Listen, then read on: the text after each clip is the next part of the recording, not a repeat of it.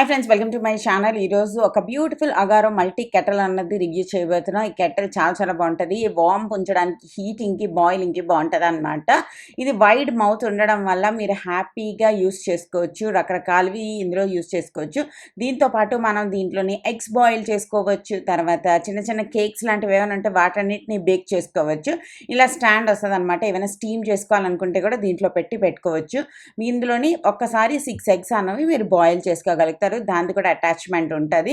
దీనికి వచ్చేసి glass lid అయితే వస్తుంది అనమాట. అండ్ మీకు చూపిస్తున్నాను సైజు ఆల్మోస్ట్ మన చెయ్యి అంత ఉంటుంది. వెరీ గుడ్ థింగ్ ఫర్ హాస్టల్లో ఉండే వాళ్ళకి లేదా ట్రావెల్ చేస్తున్న వాళ్ళకి ఈజీగా మనం తీసుకెళ్ళొచ్చు. ఎందుకంటే ట్రావెల్ చేస్తున్నప్పుడు పిల్లలతో పాటు మనం వెళ్ళినప్పుడు వాళ్ళకి పాలు వేడి చేయడానికి, సర్లెక్కి నీళ్ళు వేడి చేయడానికి, ఇలా ప్రతిదానికి మనకి కెటల్ అనేది చాలా యూజ్ అవుతుంది.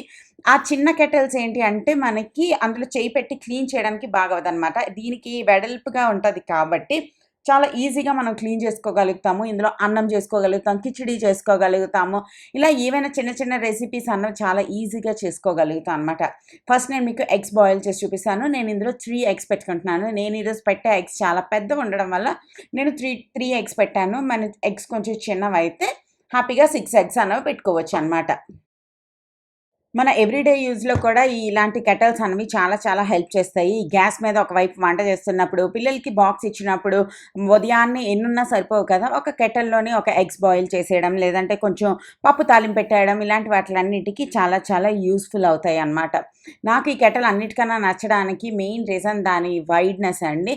అండ్ ఈజీ టు క్లీన్, చాలా బ్యూటిఫుల్గా అనిపించింది అనమాట. మనము చూడొచ్చు, మనం ఇది ఆన్ చేసిన వెంటనే అక్కడ ఎల్లో లైట్ ఏదైతే ఉందో అది వెలుగుతుంది. ఇది ఓవర్ హీట్ అయితే ఆటోమేటిక్గా ఆఫ్ అయిపోద్ది అనమాట.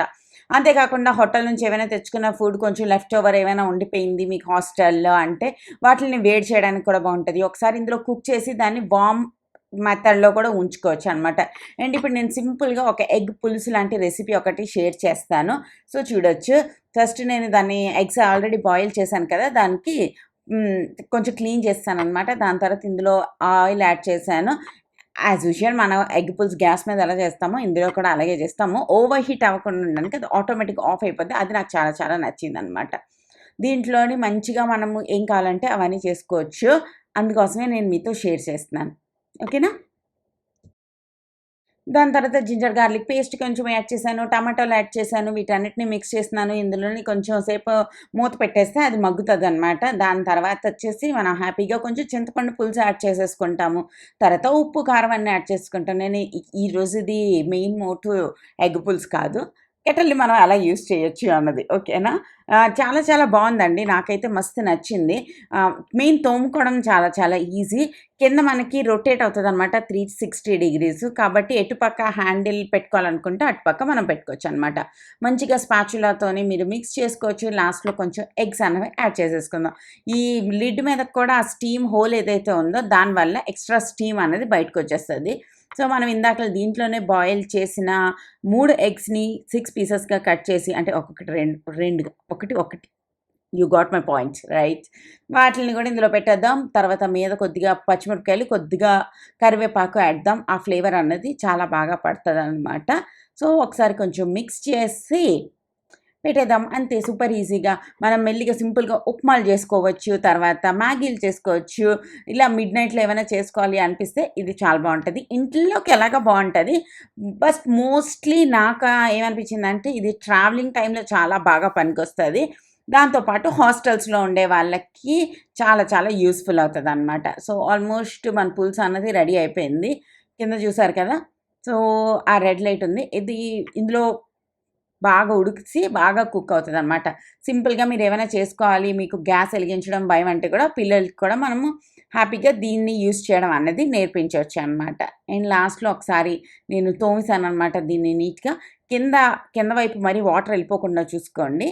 తర్వాత ఈ మ్యాగీ వచ్చేసి నేను లూలు మాల్లో తీసుకున్నాను. ఇట్స్ చికెన్ నూడిల్స్ అనమాట. చికెన్ నూడిల్స్ మ్యాగీ లాంటిది. చాలా టేస్టీగా ఉంది. 6 ప్యాకెట్స్ 4 ప్యాకెట్స్ తీసుకొచ్చాము. అన్నీ ఖతం చేస్తామన్నమాట. ఖతం చేసిన తర్వాత బాగా అనిపించింది.